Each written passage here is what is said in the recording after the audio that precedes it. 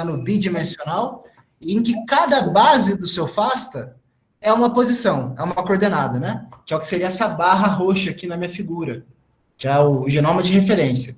E imagine que quando eu estiver falando de profundidade, imagine agora o eixo Y, em que cada read, ela vai representar uma coordenada, ela vai cobrir uma coordenada do eixo Y. Então, o que a gente olha quando a gente vai falar em profundidade?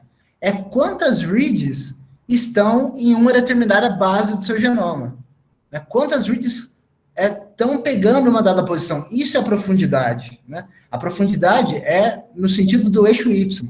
E a cobertura, ela é no sentido do eixo X, que é a cobertura de bases. Quando eu faço um sequenciamento, quando eu faço um alinhamento com referência, uma montagem, eu quero saber, às vezes, quanto da minha base, da minha referência, quantas das bases da minha referência estão cobertas. Se é 100%, quer dizer que eu tive reads para todas as bases que compõem o meu genoma de referência.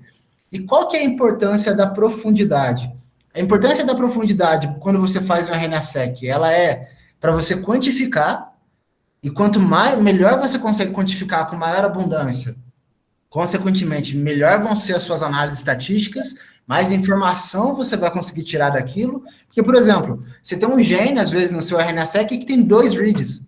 Gente, o que é 2 reads? 2 reads pode ter sido gerado ao acaso, né? E às vezes você está comparando um efeito célula cancerígena contra não cancerígena, planta em situação de estresse hídrico contra o controle.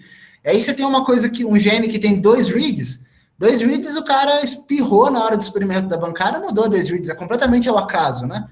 Então tenham esse conceito na cabeça de vocês, a cobertura e a profundidade são coisas muito importantes quando a gente passa para a parte da bioinformática do RNA-seq, da genômica, tá bom? E ontem a gente falou muito a Ju falou da montagem, vocês viram o terminal, e tem um passo também que entra, vamos dizer, na curagem, talvez, e dá para fazer análise também, que é a visualização desses dados. E é muito importante isso, viu, gente? Eu vou comentar com vocês uma coisa que são os browsers, né, que são os navegadores de genoma. É sempre muito legal visualizar os dados, nem que não seja para finalidade de análise, de extrair figura, não importa. Plotar os seus dados, visualizar, a gente usa o termo browsear, aí, né, que é navegar mesmo, navegar nos seus dados de RNA-seq, navegar nos seus dados de genoma, é uma coisa bem legal, viu? É muito importante, eu considero também. Você pode ver uma outra coisa que acaba virando uma hipótese depois, ou também pode ver erros, ver problemas, né? A gente está com um caso recente, num trabalho que a gente estava fazendo junto com a Paula, que a gente tinha um RNA-seq que a gente esperava que era fita específica, e aí a gente baixava os dados públicos, e os caras falavam que o dado era de fita específica, mas quando a gente visualizava os dados, não eram, né? Então, só para vocês verem o tipo de informação que você pode ter. Então, no meu mestrado também, tirei muitas hipóteses para o meu trabalho visualizando dados, então gostaria de deixar esse recado para vocês. Explorem muito os visualizadores, explorem muito os plots das bibliotecas de vocês, tanto se vocês forem trabalhar com dados públicos ou com dados próprios. E aí, deixa eu fazer um comentário aqui com vocês, que esse é um trabalho que eu sou coautor do grupo do professor Eric, né? O professor Eric é o último autor desse trabalho, é um trabalho publicado recentemente na Viruses. Nesse trabalho, a gente usou muitas das coisas que a gente comentou aqui com vocês, muitas das coisas que vocês viram na aula da Juliana, os programas que vocês viram, eu até brinquei ontem que não foi café com leite, são coisas que são usadas mesmo, se vocês lerem a descrição de materiais e métodos desse artigo, vocês vão ver que a Juliana talvez tenha coberto 70% dela na aula, né, na parte de montagem, mas o que eu queria mostrar para vocês é que a visualização da cobertura também vira figura de artigo e vira uma coisa que a gente discute, é uma coisa muito importante para mostrar os seus dados, como está. Esse trabalho tem uma coisa muito legal, que é um dos maiores genomas da literatura de Zika, foi depositado com essa nossa publicação. Um outro exemplo aqui, o revisor, no processo de revisão, ele perguntou como que estava a cobertura da região 5 linha e 3 linha. A gente usou um navegador, que é o que eu vou mostrar para vocês agora, para colocar uma imagem no material suplementar e responder ao revisor, mostrar evidências de que a gente realmente estava com um genoma completo, um genoma muito bom, bem coberto por reads. Então, basicamente, o que eu fiz aqui, o que eu e o professor Eric fizemos, foi usar a imagem de um navegador de reads com genoma, mostrar a posição da 5'TR, da 3'TR e discutir com o revisor durante o processo, né? Então, é só para deixar claro para vocês que são coisas muito úteis mesmo, assim, que na hora que você está no vamos ver da coisa para publicar um artigo, decidir suas figuras, do que a gente vai passar brevemente aqui é muito importante. E aí, esse aqui é um programa que chama IGV. Para vocês verem aqui, essa é a página do IGV, vocês podem entrar e baixar ele, funciona no Windows também, para quem está preocupado aí com a história do Windows, o IGV é uma coisa que dá para rodar no Windows, dá para baixar os seus arquivos BAM aí, rodar no seu Windows, tem um arquivo README aqui, sempre leiam um arquivo README, viu gente, quando vocês forem baixar um programa, geralmente a gente bate cabeça e tá tudo lá, as instruções. Então você entra nesse site aqui, posso mandar o link agora, na verdade.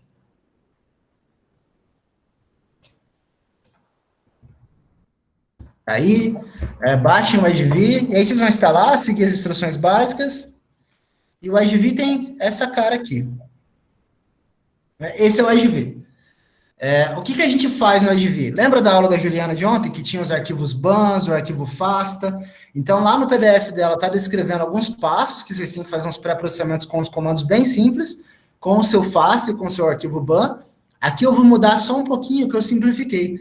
Eu não vou pegar aqueles arquivos da Juliana de ontem, que tinham vários genomas de referência. Eu vou pegar um arquivo com um genoma só. Já mostro para vocês. Mas primeiro eu queria mostrar a cara do IGV aqui para vocês. Ele é um programa, tem um manual simples de ser usado, né? E aqui você vai carregar arquivos. Basicamente é isso. Então, o que a gente vai carregar primeiro? Primeiro eu vou carregar o arquivo FASTA, que lembra que eu falei para vocês quando eu estou visualizando cobertura, eu quero o eixo X? Então, vamos lá para o nosso eixo X, onde que ele está? Que é o meu arquivo FASTA. Então, o meu arquivo FASTA está aqui. Esse é o meu arquivo FASTA de hoje. Né? A Juliana mostrou aquele arquivo FASTA com vários genomas virais. Aqui a única diferença é que eu estou usando um só. É uma linhagem da Bahia, para mostrar para vocês aqui, de Feira de Santana, especificamente, esse genoma. Então, é um FASTA de 29 mil nucleotídeos. Eu tive que fazer um comando que a Ju até especificou ali no PDF dela, que é o Santools fadex, para criar um fasta.py, que é um arquivo bem simples, que o IGV gosta desse arquivo. É um arquivo que tem o nome do cabeçalho do FASTA e as posições que ele marca. Então, é uma coisa bem simples, mas você tem que rodar, porque o IGV vai procurar esse arquivo. E aí, como que a gente coloca esse arquivo FASTA no IGV? Muito tranquilo. Ele já está até carregado aqui, mas eu vou fazer de novo para vocês acompanharem. Vocês vão aqui em File. Na verdade, vocês vão aqui em Genome, para colocar o FASTA. Load from File. Vocês vão achar o arquivo de vocês. O meu está na pasta curso, epi.fasta, que é o nosso genoma. Abro ele. E beleza, não mudou aqui porque já estava carregado, viu, gente? Aí aqui, se tivesse mais de uma sequência, ele mostraria os cromossomos. E o que é legal aqui no Genomes é que o IGV tem uma base de dados com vários genomas já carregados, que você pode baixar da internet só pelo link aqui direto, viu? Então, vocês podem colocar vários. Então, olha aqui como que ficou. 29 mil, se eu tivesse colocado um FASTA de 5 mil, ele ia marcar 5 mil. Então, esse aqui é o nosso eixo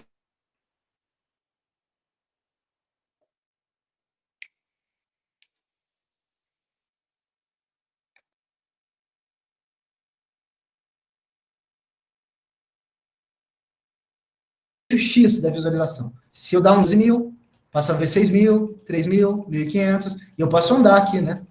E percebam que agora que eu dei o zoom, ele me mostra as bases, né? E me mostra as trincas também. Olha, ele já traduziu pra gente, isso é muito legal, né? Olha aqui uma metionina em verde. Ele já traduziu e mostrou onde tem start code. Então, olha que bacana, um visualizador que já fez coisas para você. Você não teve nem que se preocupar em traduzir o seu genoma para colocar aqui. Então, essa é uma coisa bacana, você pode buscar posições da sua base aqui. E vamos ao que importa. Lembra que ontem vocês chegaram no arquivo BAN, né? A Juliana falou do arquivo BAN, que é o arquivo que ela sequenciou, ela alinhou as reads contra o arquivo FASTA, fez aqueles vários filtros. Não vou passar por aquilo tudo hoje. E agora o que a gente pode fazer aqui é simplesmente carregar um arquivo ban, que ele vai ser a nossa composição do eixo Y, né? O nosso FASTA é o nosso eixo X, agora eu vou colocar o que vai ser o meu eixo Y, para eu ver a profundidade. Então, na minha pasta, aqui eu estou fazendo bem visual hoje, viu, gente? Hoje não vai ter terminal, que é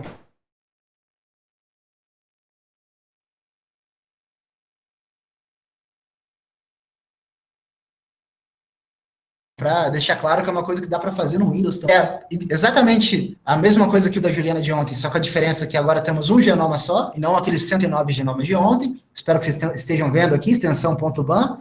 Tem que fazer um passo que a Juliana comenta aí no PDF, que é o sorted, que é organizar os seus reads, né? Então, são todos passos que, até no manual, você acha instruções do IGV falando por que você tem que fazê-los, né? Não vou entrar em detalhes aqui hoje, mas são coisas simples no terminal. Depois que você faz o alinhamento, isso é o de menos. E você tem que ter um index também, que é o ban.by, né? A gente tinha o nosso FASTA, e o nosso FASTA.py, com o SunTools, você também gera um index para o seu ban, que é um arquivo resumido também. Eu não vou abrir, que esse aqui ele é meio grandinho, corre o risco de travar aqui na parte gráfica. Então, vamos voltar para o IGV.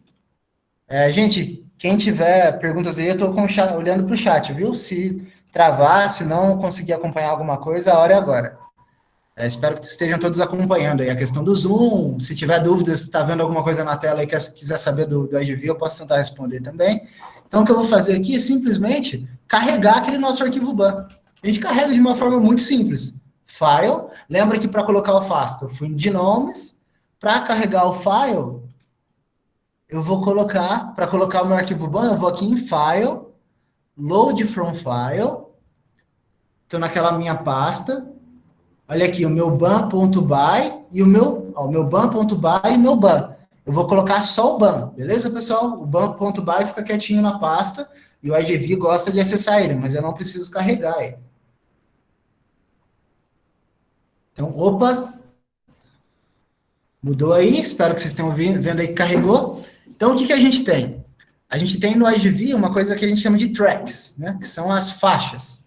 Então, a gente tem uma faixa, que é a faixa de cobertura, que é um plot das suas reads cobrindo aquele lugar, e uma faixa que é mostrando cada read mesmo, né? Isso aqui, cada pedacinho desses vermelhos, vamos dar um zoom aqui. Agora a coisa fica um pouquinho mais pesada, viu, gente? Cada barrinha vermelha dessa aqui é uma read, viu, gente? E aí, quando você olha para o gráfico de cobertura, deixa eu aumentar o meu gráfico de cobertura. O IGV é bem visual, você pode entrar na sua track aqui, olha o que eu fiz. Botão direito na minha track, e eu posso aumentar o tamanho da track, ó. Change track height. Vamos colocar 90.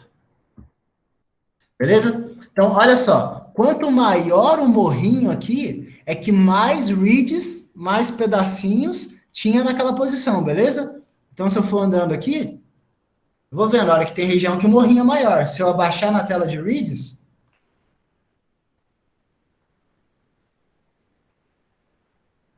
olha isso, acompanha aqui eu voltando. Olha até onde foi essa quantidade de reads para baixo, né? Vamos lá ver o morrinho dela. Viram que é o morrinho mais alto, né? Então, fica de uma forma muito intuitiva, né?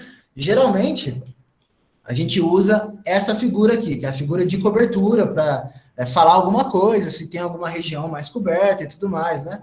E o legal é que quando você passa o mouse em cima, ele te dá informações daquela read em específico. Isso é muito bacana de você curar. Lembra que a gente estava lidando com escala de milhares de reads, né?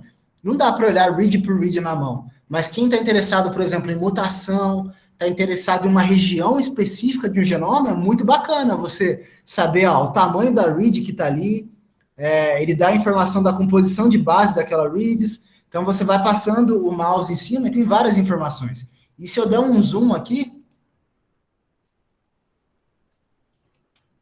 eu chego a nível de sequência dessas reads, né? Olha que bacana. Se eu passo... Aqui eu estou com o mouse em cima da cobertura, eu estou com o mouse exatamente em cima de uma base. E olha que legal essas estatísticas que ele me dá. Espero que vocês estejam vendo essa caixinha azul aí. Ele fala quantas reads naquela posição, cobrindo aquela posição, quantos eram adenina, quantos eram citosina, guanina, timina ou N. E olha que bacana, essa região é predominante C. Então, e é muito bacana ver um resultado coerente desse, né? Você tinha milhões de pedacinhos de um vírus de RNA, você tem a possibilidade de erro da técnica, mas a hora que você alinha aquela posição do genoma de referência, você tem vários reads ali em cima dando C. Então, para ser exato, 111 reads cobrindo aquela região, todos com citosina naquela posição.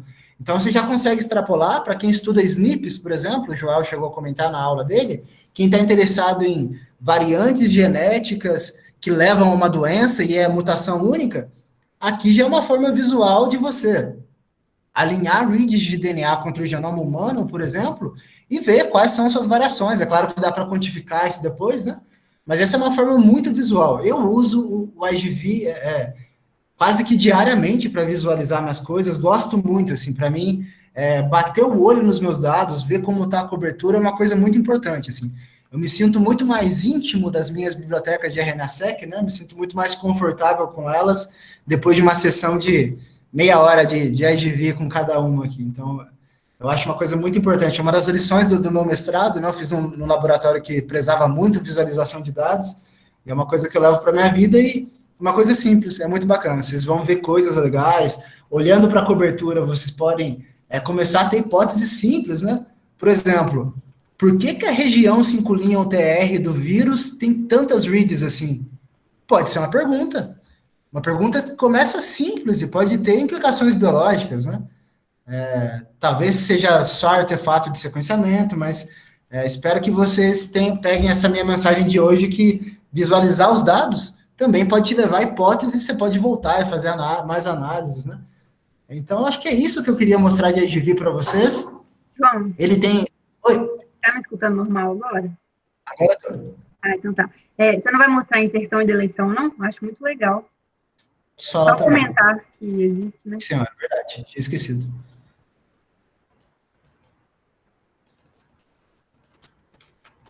Estão vendo essas barrinhas azul aqui, gente?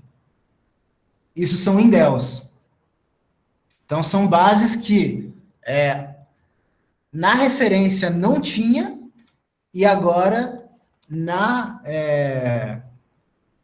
referência não tinha, e quando eu coloquei minhas reads, apareceu aquilo. Então, pode ser uma variação, né? Que agora o vírus que eu sequenciei tem em relação à minha referência. E quando tem esses tracinhos, Ju, vocês conseguem ver quando eu aponto? Quando eu falo de barrinha azul, falo de tracinho, me dá um feedback aí. Dá para ver sim, mas está bem pequeno, né? Não dá para ver o a palavra, né? Mas, enfim, depois eu acho que o pessoal consegue abrir aí e dá para ver. É que realmente as letras é específico do IGV. E aí, quando a gente tem alguns tracinhos, eles são deleções. Então, essa é uma coisa, espero que vocês estejam vendo aqui, barrinha azul e tracinhos, né? O IGV quantifica isso, né? Tem muitas outras coisas aqui, viu, gente? Que se abrir o manual e questão de visualização, realmente o IGV talvez merece uma aula no contexto só de visualização. Como o nosso curso é bem condensado, a minha proposta é que vocês conheçam mesmo. Espero que depois de hoje vocês saibam onde baixar e não tenham medo de carregar um arquivo, que é muito fácil, muito tranquilo, né? Gerar figuras para os trabalhos de vocês aí, o IGV é muito bacana. E olha que legal, uma coisa bacana da visualização é integrar coisas, né? Olha como eu estou vendo a cobertura, os reads, e aqui embaixo eu já estou vendo onde tem stop codon. Então, se eu tenho uma mutação, tá em vermelhinho aqui, são os stop codons. Então, se eu tenho uma mutação e tem uma região de cobertura de reads interessada em saber o que aconteceu, eu já estou visualizando ao mesmo tempo os stop codons aqui embaixo. Então, vocês vão escutar muito por aí a questão de integração de dados na bioinformática, né? Então, a visualização de dados é uma coisa muito importante para quem quer integrar. E o IGV você pode colocar outros dados de proteínas também. E um dado muito legal que eu estou quase esquecendo de colocar, na aula da Juliana, ela falou com vocês de um arquivo que chama GFF, né? Ela mostrou para vocês um arquivo que chama GFF. Então, eu fiz aqui, alguém tinha me pedido um pouquinho de anotação também. Eu não vou entrar em detalhe muito da anotação, mas eu entrei no BLAST, fiz alguns blasts, vi com aquele genoma que a Ju montou com vocês, vi quais regiões tinham sequências com similaridade com as proteínas do coronavírus, do SARS, e gerei esse arquivo aqui, que é um GFF. O que tem no GFF? Uma coluna falando o header do seu FASTA, uma coluna falando a origem dele, tudo isso a Juliana já explicou, mas estou reforçando aqui com vocês.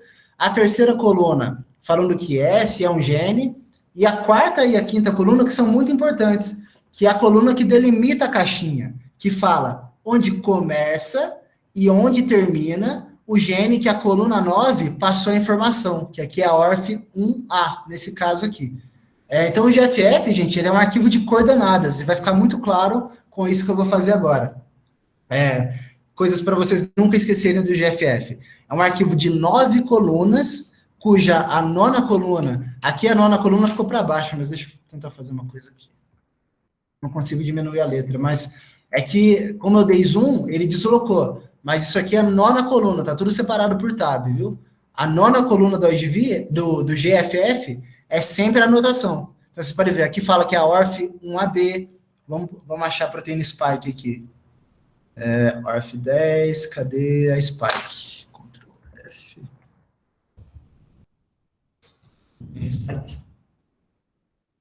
GNS. Aqui. Tem o GNS aqui, ele não chamou de spike, só colocou S, né? Então, vejam que a coluna 9 sempre tem essa anotação, e a coluna 4 e a 5 falam onde começa e termina. Mas o que é essa história de começa e termina? Vamos ver, então, como que funciona isso visualizando? Mesma coisa para os outros arquivos, tá, gente? O GFF, ele tem que ter, por exemplo, o mesmo cabeçalho que tiver no seu FASTA, tem que estar naquela primeira coluna do GFF também. Isso é muito importante, senão a IGV não carrega. Mas vou vir aqui em File, Load from File, no GFF aqui, que eu acabei de abrir para vocês. Coloquei ele aqui. Deixa eu passar ele lá para cima. Então, vamos baixar o zoom aqui. Então, olha que legal. Ele colocou as caixinhas. Como os reads são muito próximos, mas olha só, ele colocou as caixinhas e me falou da ORF1A, a ORF1AB, a ORF1B, o GNS. Deixa eu expandir. Agora ficou melhor. Vocês devem lembrar que o genoma do coronavírus, do SARS-CoV-2, ele tem sobreposição de ORFs. E lá no meu arquivo, eu falei quais posições. Mesmo que tinha sobreposição, o IGV abriu a posição, e olha aqui, essa caixinha é a ORF1A, essa caixinha é a ORF1B, essa caixinha grandona engloba as duas, que é o que ele chama de ORF1AB, e olha que bacana, ele já colocou os nomes automaticamente, né? E olha como vai ficando legal a sua visualização. Eu tenho a cobertura, tenho os reads, e tenho onde está cada gene. Muito bacana, né? Você já começa a ver mutações, já dá para olhar o gene aqui, e os demais genes também do genoma do SARS-CoV-2. Então, isso é um pouquinho de anotação visual, né? Que eu consigo delimitar ali no meu GFF e já unir aqui no IGV. Então, gente, eu acho que é isso que eu tinha para falar de meu recado de visualização para vocês. Tudo muito tranquilo de fazer, não tenham medo de abrir o IGV aí, brincar com ele, né? Só não ter preguiça de ir clicando, ver alguns vídeos no YouTube. Espero que tenha ficado claro para vocês que, depois de todo aquele processo da aula de ontem, da Juliana, esse é um passo muito importante também. Visualizar a montagem, visualizar a cobertura, né? Então, vou ficando por aqui com a minha parte. Na verdade, não vou ficando por aqui, não. Último arquivo que a Juliana comentou ali se separarem no PDF dela, ela falou do arquivo coverage, que é o que é gerado com o SunTools coverage.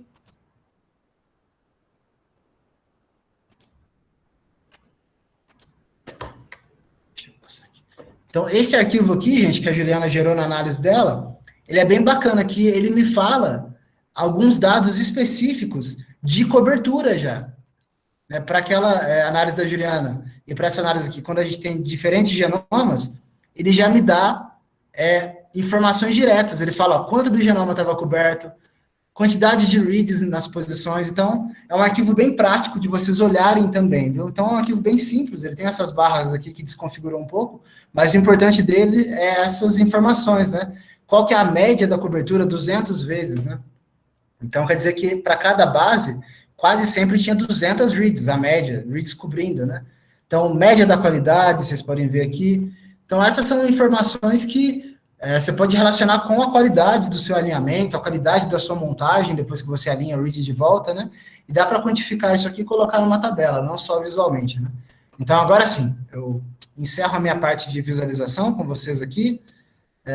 Deixo aberto para perguntas agora, não só para a parte de visualização, mas para tudo durante o curso, né? A gente combinou que seria uma aula de tirar dúvidas. Então, aproveitem agora. Quem já quiser começar a perguntar o que vocês acabaram de ver, fiquem à vontade. Isso aí, João, fechou com chave de ouro a prática. Eu tenho umas dicas que eu até falei que eu ia passar para vocês ontem. Eu coloquei tudo em um PDF, aí eu vou passar o link dele no chat, e não sei se vale a pena abrir ele aqui na tela e comentar algumas coisas, o que vocês acham? Enquanto o pessoal não faz perguntas, João, manda bala. Espera aí que temos uma pergunta.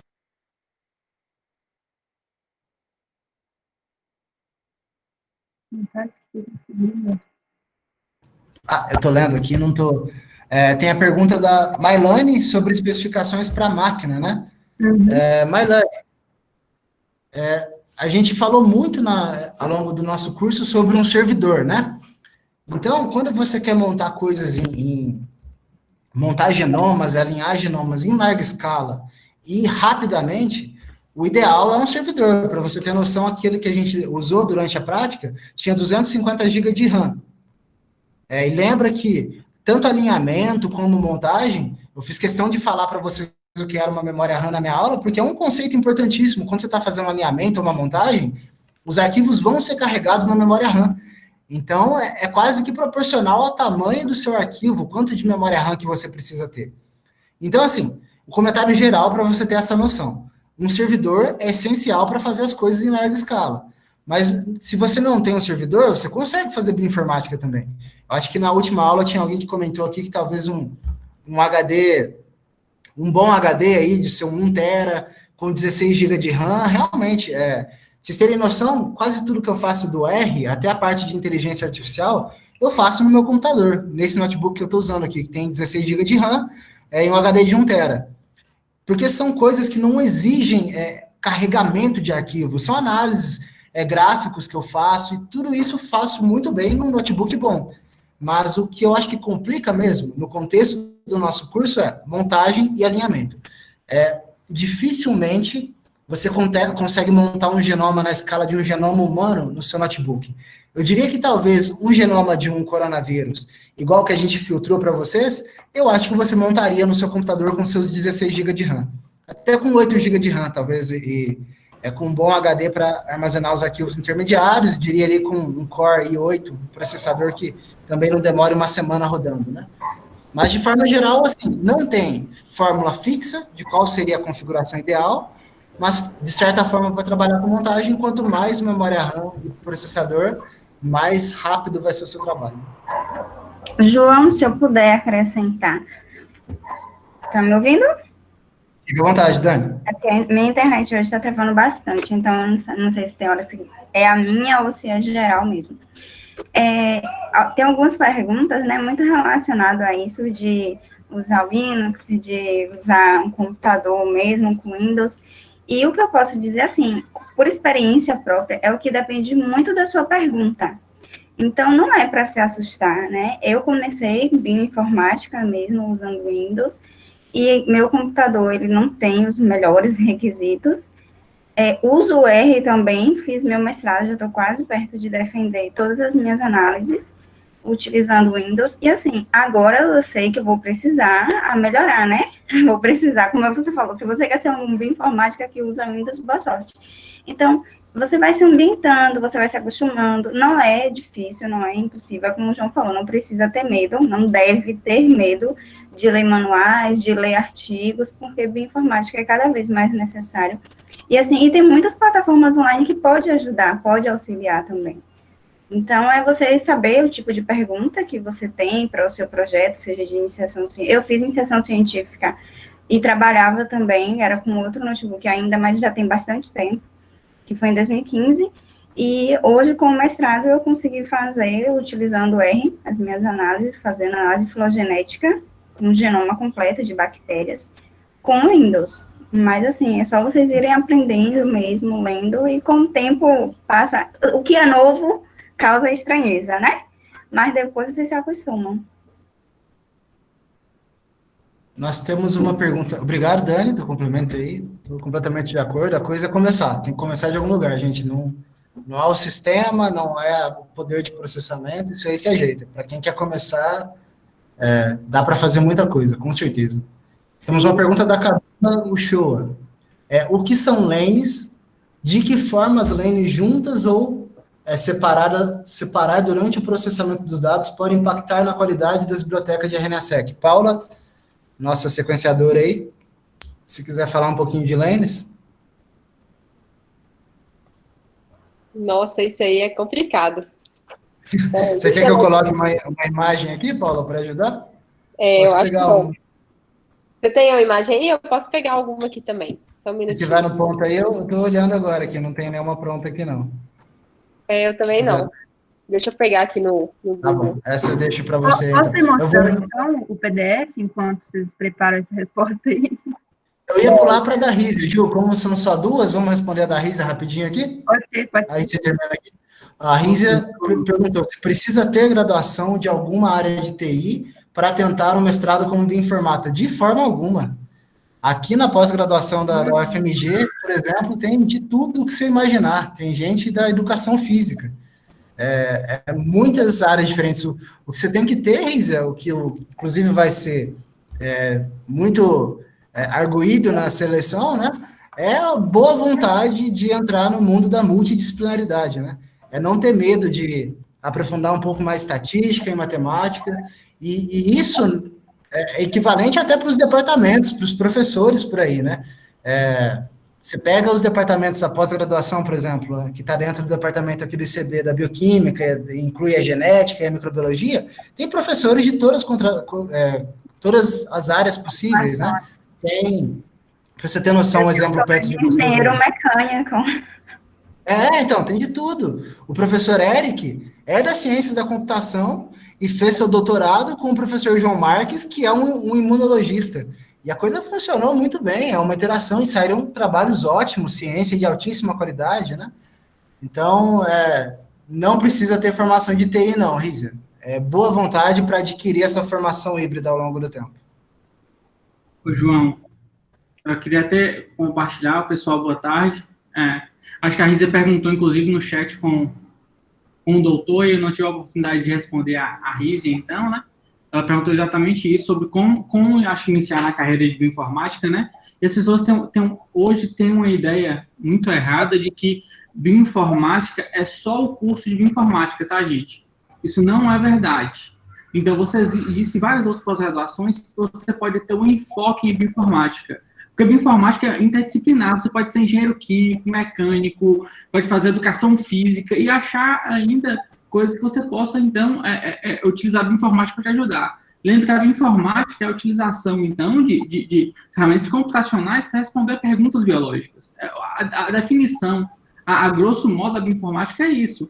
Então, pode ser que tem outras pós-graduações, sei lá, em genética, que tem foco em bioinformática. Você vai aprender muito a bioinformática. Pode ter em química, em biologia molecular. A nossa própria pós-graduação da UESC, por exemplo, ela tem genética e biologia molecular, mas existem diversos professores que trabalham com bioinformática. Então, você vai sair com uma formação tão boa quanto se fosse um curso de bioinformática em si. Claro que com ressalvas, né? Então, no curso de bioinformática, por exemplo, da UFMG, que é o melhor do Brasil hoje, né? É de onde eu venho, onde os meninos estão, o João Paulo, a Juliana, ele é um curso onde toda a ementa do curso é voltada para a bioinformática. Quer dizer, todos os exemplos são voltados para a bioinformática, todo tipo de dado que você avalia, os professores dão os exemplos e o conteúdo que é realmente para você, então, ter uma vivência maior na bioinformática. Então, isso é uma vantagem muito grande.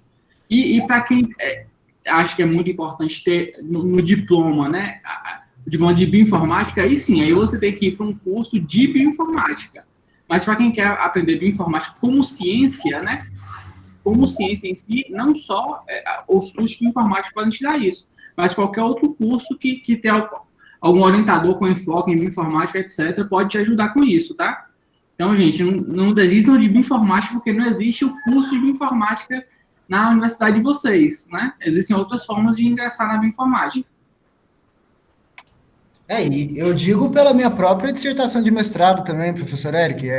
Eu fiz um mestrado em bioquímica na Faculdade de Medicina da USP, né? Mas a minha dissertação, no final das contas, não teve um experimento de bancada, né? Foi toda em sílico. Todo que eu escrevi, o artigo que resultou do meu mestrado, ele é completamente em sílico, não foram nem meus dados de bancada, né? Então, mesmo estando numa pós em bioquímica, dentro de uma faculdade de medicina, a minha dissertação foi completamente voltada para a bioinformática, porque foi escolha minha, né? Eu fui para um grupo que estava inserido lá que tinha esse enfoque. Então, o que o professor Eric falou é muito importante, é o contexto, né? E vocês pegarem muitas pós-graduações por aí, a UFV, que é onde eu fiz minha graduação, tem muitos bioinformáticos voltados para melhoramento e não tem a pós-graduação em bioinformática, né? E muitos professores ótimos lá também, conhecidos por serem bons bioinformáticos, né? Então, não tenho essa limitação na cabeça de vocês, não, que tem que ter bioinformática no nome da pós. Né? Isso que você falou, né, você dá pós de bioquímica mesmo, as pessoas acham, não, eu tenho que fazer unicamente uma pós em bioinformática para trabalhar comigo, num programa de bioinformática. Mas o meu programa de mestrado, por exemplo, é biotecnologia, e tem gente que trabalha na bancada, tem gente que trabalha só com análise em sílico, o meu projeto é todo com análise em sílico. O meu também. É o que dizem, né? Vão stalkear o programa, vejam as linhas de pesquisa, vejam o que o professor trabalha, tem que tentar. Uma última ressalva, na direção da ressalva que o professor Eric fez também, o que faz muita diferença, que hoje eu gosto muito do FMG, para vocês terem noção, por exemplo, os seminários de sexta-feira. Porque aí eu estou num programa de bioinformática e todos os meus colegas apresentam resultados de bioinformática. Aí sim, a imersão talvez faça um pouco mais de diferença, né? Se você está numa pós em genética, uma pós em bioquímica, eu via seminários dos meus colegas de tudo quanto era coisa, né? De pessoal indo para a bancada para trabalhar com câncer e mil coisas diferentes do que eu fazia. Hoje na UFMG, um exemplo da imersão é isso, né? Os seminários é todo mundo discutindo bioinformática e é legal que você sai às vezes do seminário aprendendo com o seu colega, né? Então é só uma ressalva, mas enfim, isso não é o que vai delimitar o que você vai fazer na sua tese de forma alguma. Aí, Paula, por favor, a resposta sobre as lanes para Camila Uchoa, então. Oi, gente, eu vou compartilhar aqui uma apresentação rapidinho. Eu peguei umas imagens no Google para verificar se vocês entendem melhor.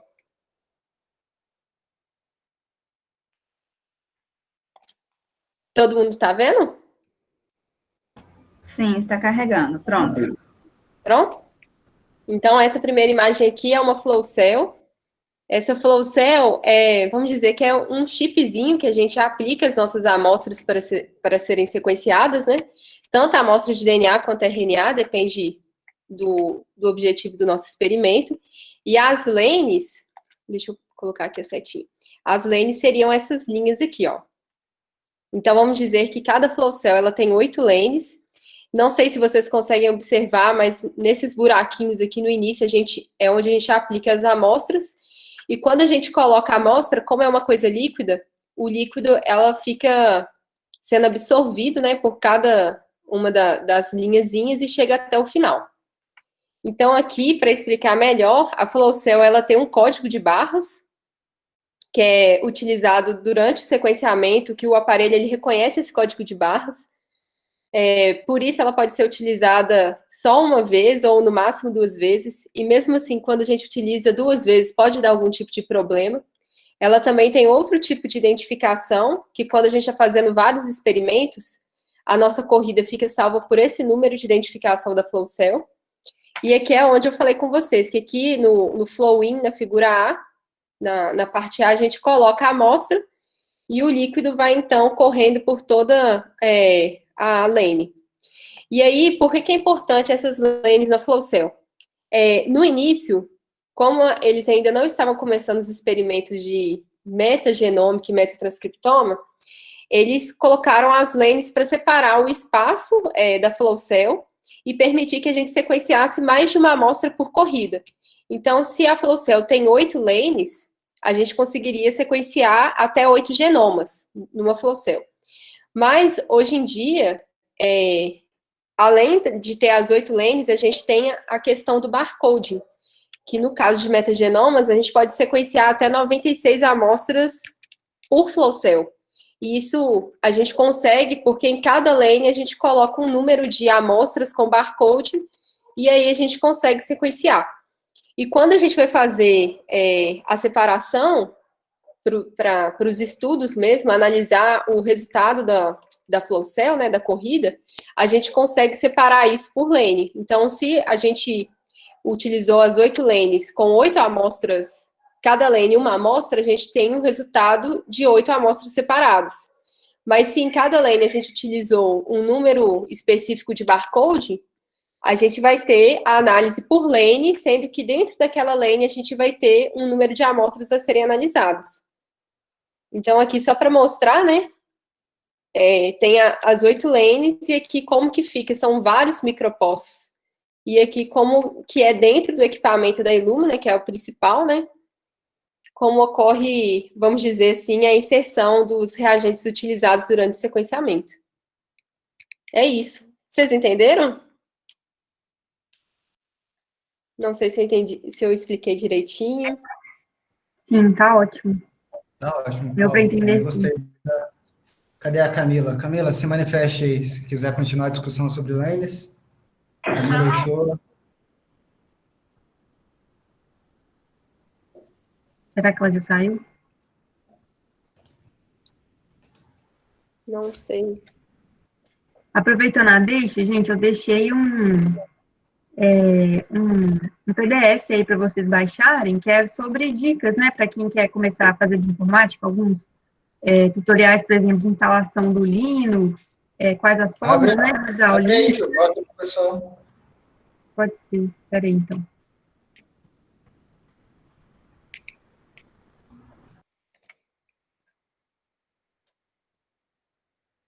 A hora que vocês estiverem vendo, vocês me avisam? Estou vendo aqui. É rapidinho, só mostrando aqui, ó, formas de usar o Linux, né, aí eu falei do dual boot da máquina virtual, para quem não quer abrir mão de Windows, né, alguns tutoriais para fazer dual boot, isso tudo eu achei na internet mesmo, dei uma conferida, né, para ver se eles eram materiais de qualidade boa. Aí, quais softwares de virtualização existem, o que eu uso, o que eu usei lá na aula prática é esse aqui, VirtualBox. Os outros eu nunca usei, mas tem também tutoriais para quem quiser testar eles. Além disso, tem gente que pediu tutorial para aprender a usar Linux, né, alguns comandos básicos do terminal. Esses links aqui vão ter muitas coisas. Esse curso aqui, ele é em inglês, mas ele é um curso oficial. Ele é feito pelo criador, mas não ministrado por ele, né? Pelo criador do Linux. Então, acho que vale a pena dar uma olhada. E ele é de graça. Tudo aqui que eu indiquei é de graça. E, por fim, o curso... Eu recomendo que vocês vejam os vídeos do criador do Linux também, são muito legais. Vejam o quê? Os vídeos do criador do Linux, Linus Torvalds. É um cara bem peculiar, viu, gente? Engraçado, vale a pena. E, por fim, gente, aqui tem alguns cursos de programação, para quem quer começar, né, a programar. Eu recomendo que vocês façam primeiro, antes de aprender qualquer linguagem, façam esse curso de lógica de programação. Esse, especificamente, tem certificado. Ele é muito importante para quem não entende nada de programação. Depois que vocês fizerem esse curso, pegarem para aprender qualquer linguagem, vai ficar bem mais fácil, isso eu posso garantir. E curso R para iniciantes, isso aqui é um curso que o cara hospedou no YouTube, são aulas bem curtinhas, muito boas, eu estou fazendo esse curso atualmente, e curso Python para iniciantes também. É só mesmo para dar um direcionamento, que teve gente que estava pedindo, né? Tem muita gente aqui que está saindo da estaca zero, então eu acho que essas coisas são importantes da gente direcionar, porque eu mesmo, quando comecei a mexer com essas coisas, não sabia onde procurar material para aprender, então fica aí a dica. E o link está no chat, se quiserem eu mando de novo. Acho que é isso. Tá ótimo, Ju. Realmente fez um bom compêndio ali de links para iniciar, tá ótimo mesmo. Alguns comentários aqui que o pessoal foi fazendo enquanto a gente falava, né? A Ju já respondeu o Ângelo Rinaldi sobre a UFMG, né, Ju? Você passou o link para ele ali dos seminários. Sim. Uhum. Legal. Semana que vem vai ser um seminário, acho que da ex-coordenadora do curso, então é uma professora que vai falar, talvez bacana para quem quer conhecer lá. Alguém perguntou, Emanuel Santana, vocês estão apresentando 3 cursos de bioinfo no evento. Qual a diferença entre bioinfo estrutural e a de screening virtual? Emanuel, eu não sei se essa sua divisão da sua dúvida aí, ela é coerente, né? Eu não dividiria a bioinfo em bioinfo estrutural e bioinfo de screening virtual. Não, a mas divisão são os cursos que eles estão oferecendo, João. São os temas dos cursos. Tem um curso que chama screening virtual, então. Isso. Mas então a minha resposta, talvez o Joel aí, que acompanhou o desenvolvimento dos cursos, responda melhor do que eu, então. Eu pensei que era uma questão mais teórica, né? Mas o que eu adianto aqui da parte de a comparação estrutural, por exemplo, é que a estrutural geralmente se refere a proteínas, né? Na verdade, é um contexto muito diferente mesmo. Eu tenho amigos aqui que trabalham que são da pós em bioinformática e mexem com a parte estrutural, é outro mundo, né? É bem mais focado em química, distanciamento de átomos, predição de estrutura, física, muita física. Muita física. Então, acho que espero, se o Joel quiser fazer um comentário aí sobre... Não sei se o Joel acompanhou as ementas do curso. Joel, tá por aí? Oi, João. Então, Emanuel, de fato, cada minicurso tem sua abordagem particular, né? Cada grupo que ministrou o minicurso pensou a sua própria ementa. E aí você tinha pedido em outra mensagem anteriormente, com relação às aulas, a gente vai disponibilizar as nossas aulas. Aí o pessoal dos outros minicursos de bioinformática, aí o ideal é entrar em contato com alguém que esteja, ou da comissão organizadora, ou alguém que você conheça dos minicursos, tá? Mas nosso pessoal, em breve, a gente manda os links por e-mail para vocês, tá? Pessoal que está agradecendo aí, a gente fica muito feliz pelo feedback, né, pessoal? Muito obrigado mesmo, hein, pessoal que tá gostando. É um prazer para a gente, assim, ter esse... um reforço bem grande para a gente continuar. Espero que vocês tenham gostado desse modelo mesmo. Talvez um próximo a gente possa fazer com mais tempo, né? Não só dentro de um evento, igual foi o curso de verão, mas talvez a gente faça coisas mais extensas, né? Talvez focar em um outro tema e poder falar uma semana só sobre uma coisa. Vai ser bacana também. Temos uma pergunta da Camila Ochoa aqui. Eu vou ler aqui. Durante o processamento dos dados de transcriptoma, existe a possibilidade de separar as lanes ou juntar? Ela afirmou, né? Existe a possibilidade de separar ou juntar. Entretanto, foi possível observar uma diferença na qualidade desses dados separando ou juntando. Processar separadamente ou junto vai mudar alguma coisa no resultado final? Posso mandar e-mail para esclarecer? Paula, quer fazer um comentário aí?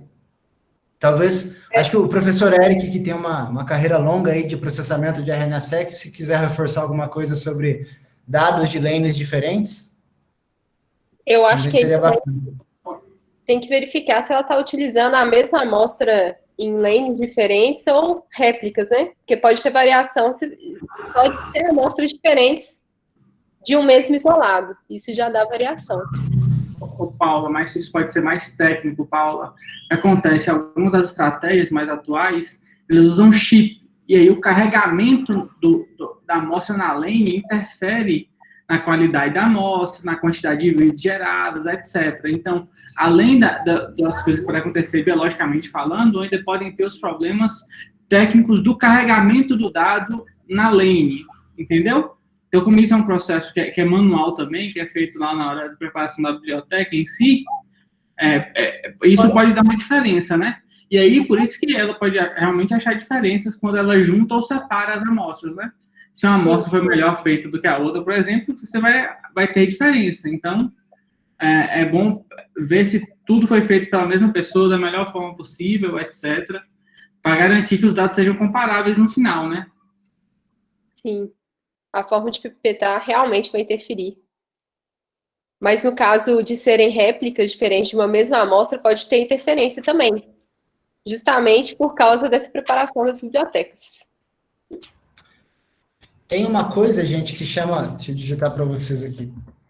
Chama principal componente análises, que é uma forma de redução dimensional, que às vezes quando você pré-quantifica de alguma forma, dá para você ver um pouco dos aspectos gerais da sua biblioteca, sabe? Se ela se elas agrupam, tem outras formas de agrupamento. Então, não é especificamente para o ponto que a Camila levantou, mas tem como ver, durante o pré-processamento, se você tem algum efeito na quantificação dos genes, nos alinhamentos, né? Então, tem alguns passos de pré-processamento que você talvez tenha uma intuição melhor disso que está acontecendo, né? Então, dá para visualizar esse tipo de coisa também. Mas é um assunto complicadíssimo. Na minha experiência com dados de lanes diferentes, foi horrível. Já vi acontecer vazamento, já vi um desbalanço gigantesco, né? E aí desbalanceou demais, a normalização força muito, e aí depois a quantificação não conseguiu usar. Mas são acidentes que acontecem, né? Da mesma forma que eu já vi pessoas usarem dados de lane diferentes também, ser uma coisa maravilhosa, assim. Você sabe se os nossos hoje, Eric, do Viroma, se a gente viu algum desbalanceamento de lane? Acho que não, né? Na nossa experiência com as coisas sendo sequenciadas em larga escala, anda tudo muito bem, né? O nosso, a gente sempre sequencia a lane inteira, né, João? Então, o nosso não usa chip, né? A nossa lane inteira. Então, o que a gente prepara, a gente bota barcodes antes para cada amostra, né? Então, a gente normalmente tem muito balanceado. A gente sempre chega quase sempre em 1 ou 2% de variação entre o número de vídeos das amostras, né? Então, isso pensando biologicamente, gente, é nada de diferença. É muito bom.